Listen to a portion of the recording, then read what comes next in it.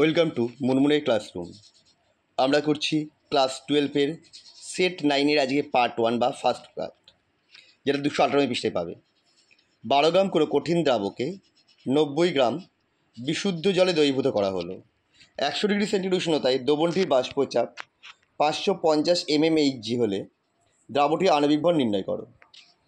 জলীয় দ্রবণে দ্রাবের সংযোজন বা বিয়োজন হয় না। তাহলে আমাদের ফর্মুলা কি আছে? P0 - P/P0 = x2। এবার আমরা ভ্যালুগুলো সব পুট করে দিয়েছি।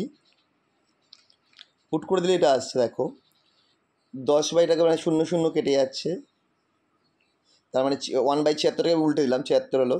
এবার দেখো বাই করে, মানে এরপর হচ্ছে এখানে চলে এসছে, বাই করে দিলে কি আসছে? হ্যাঁ, 76 = 1 + 5m বাই সামথিং। আচ্ছা, 5m বাই 12। তাহলে এখানে আসছে, এবার একটা পাশে গেলে মাইনাস হয়েছে, এটা করলে এটা আসছে m = 100। অপশান বি আসছে। ক্যালকুলেশনটা দেখবে একটুখানি ভালো করে, এটা ইম্পর্টেন্ট। নিম্নত কোনটি যেটি ঋণাত্মক বিচ্যুতি প্রদর্শন করে?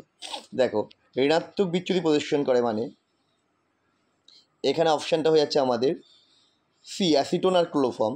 কেন?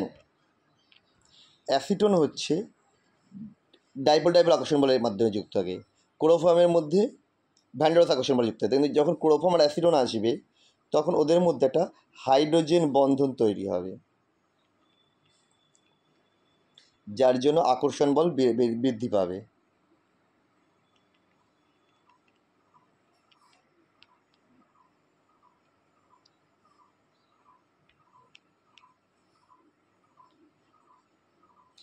এর ফলে এই অ্যাসিটোন ক্লোরোফর্মের ঋণাত্মক বিচ্যুতি প্রদর্শন করবে।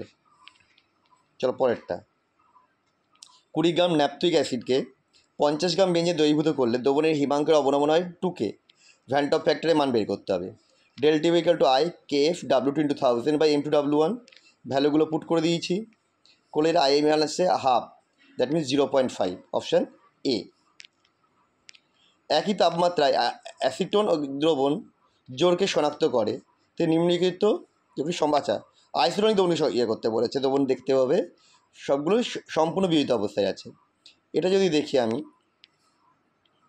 দেখো অপশান 3টা 0.3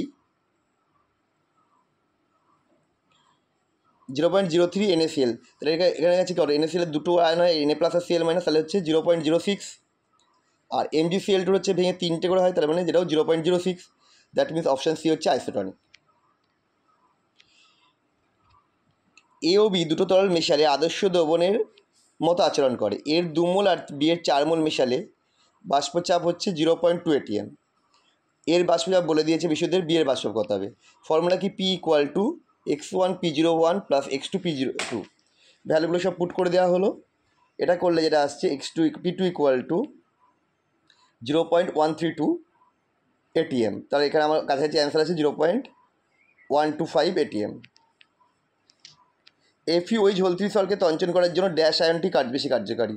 এটা হচ্ছে সুলজারি রুলস অনুসারে যার চার্জ বেশি, অর্থাৎ ডি অপশান, তার হচ্ছে বেশি কার্যকারী। লায়োফোবিক বা দাবক বিকর্ষী কলেট কোনটা? এখানে যেগুলো তার মধ্যে গোল্ড সেল হচ্ছে লায়োফোবিক বা দাবক বিকর্ষী। স্তম্ভ 1 স্তম্ভ 2-এর মধ্যে মিলকরণ করতে হবে, মেলাতে হবে। দেখো আমি লাস্টের দিয়ে শুরু করি। দুধে উপস্থিত অপদ্রবকারক কেসিন, মানে একে লাস্টেটা হবে ডি, মানে আমার অপশান সি বাদ। আইসক্রিমে হচ্ছে জিলেটিন, মানে দুয়েরটা হচ্ছে সি, দুয়েরটা সি মানে হচ্ছে আমার এটাও বাদ। চকলেট পচিতে হচ্ছে লেসিথিন, মানে 3-এরটা হচ্ছে এ, দ্যাট মিনস অপশান বি। কোনটার ক্ষারগায়িতা 3? H3PO4 এর ক্ষারগায়িতা হবে 3। কেন? গঠনটা দেখি।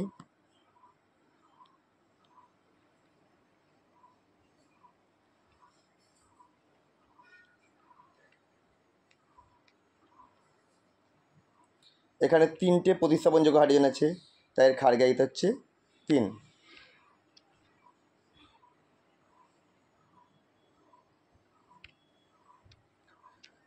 পরেরটা, ফসফিন অপেক্ষা অ্যামোনিয়ামের স্ফুটনাঙ্ক বেশি আর নাইট্রোজেন অপেক্ষা ফসফরাস আকার বড়। দেখো, ফসফিন অপেক্ষা অ্যামোনিয়ার স্ফুটনাঙ্ক বেশি, এটা সঠিক, কারণ হাইড্রোজেন বন্ড করে। কিন্তু নাইট্রোজেন অপেক্ষা ফসফরাস আকার বড়, এটাও সঠিক, কিন্তু সঠিক ব্যাখ্যা নয়। তার মানে এটা হবে অপশান বি। নাইট্রোজেন অক্সাইডগুলির মধ্যে নাইট্রাস অক্সাইড কোনটা? নাইট্রাস অ্যাসিডের অ্যানাইডাইড, এটা হবে N2O3, অপশান বি। টেট্রাহ্যালাইডগুলোর মধ্যে গ্রুপের সংকরের অবস্থা sp3d, অপশান বি। সুতরাং